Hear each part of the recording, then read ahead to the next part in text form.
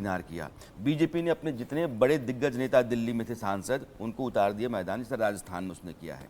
और ज़मीन पर जितनी ज़रूरी चीज़ें हैं, अगर आप जाएंगे पूरे मध्य प्रदेश में, तो वो ग्रास रूट लेवल पर अपने कार्यकर्ताओं के जरिए जुड़ करके और चीज़ों को ठीक करने और नरेंद्र मोदी के चेहरे को लेकर के आगे बढ़ने की कोशिश कर रही है।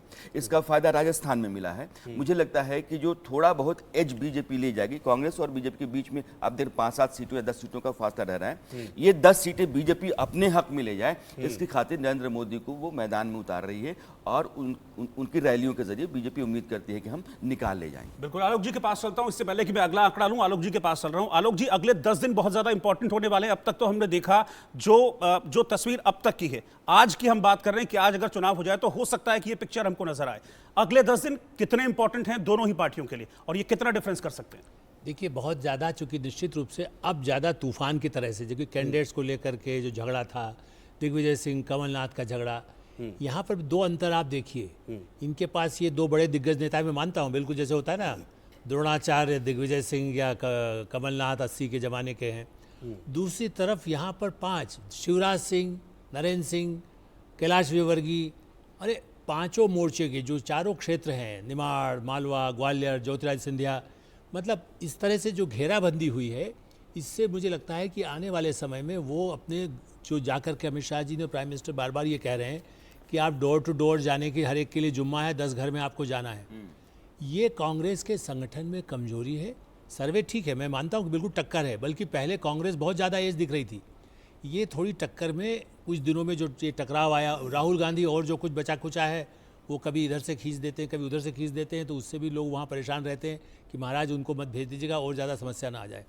इसलिए मुझे ऐसा लगता है कि ये कांटे का मुकाबला है। जितना सर्वे आने वाले 10 दिनों में ये निर्भर करेगा कि इनके संगठन के लोग, इंक्लूडिंग आरएसएस, इन दोनों प्रदेशों में, राजस्थान, मध्य प्रदेश और छत्तीसगढ़ भी, आदिवासी में भी जो आरएसएस के वर्कर और बीजेपी काम करेगा, प्रधानमंत्री नरेंद्र मोदी और जितने उनके सेनापति हैं, उसके बल पर निर्णायक फैसला होगा। और मैं मानता हूं कि चुनाव अंतिम 10 दिनों में तय होता है।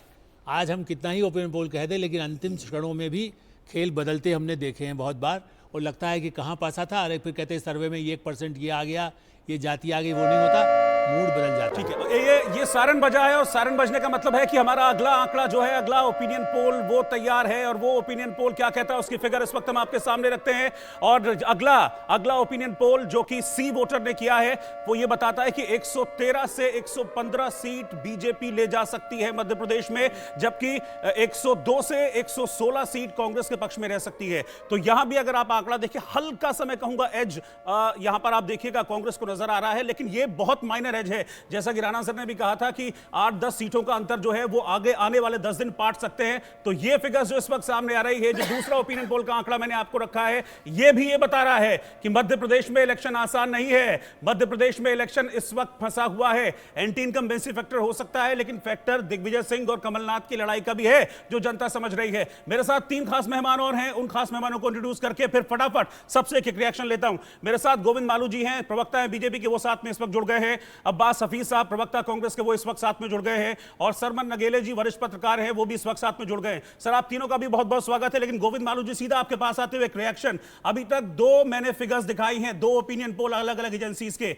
वो ये क्लियर कर रही हैं कि अभी किसी को खुश होने की जरूरत नहीं है, अभी सबको मेहनत करने की जरूरत है। जनता का दिल जीतना है। जनता ने दिल में छुपा रखा है कि हमारे दिल में कौन है। देखिए, ओपिनियन पोल का अपना अलग आकलन होता है, एक बहुत ही छोटा वॉल्यूम लेकर वो किया जाता है, लेकिन ये सही है, ये इससे दृष्टिगोचर हो रहा है कि भारतीय जनता पार्टी की सरकार बनने जा रही है।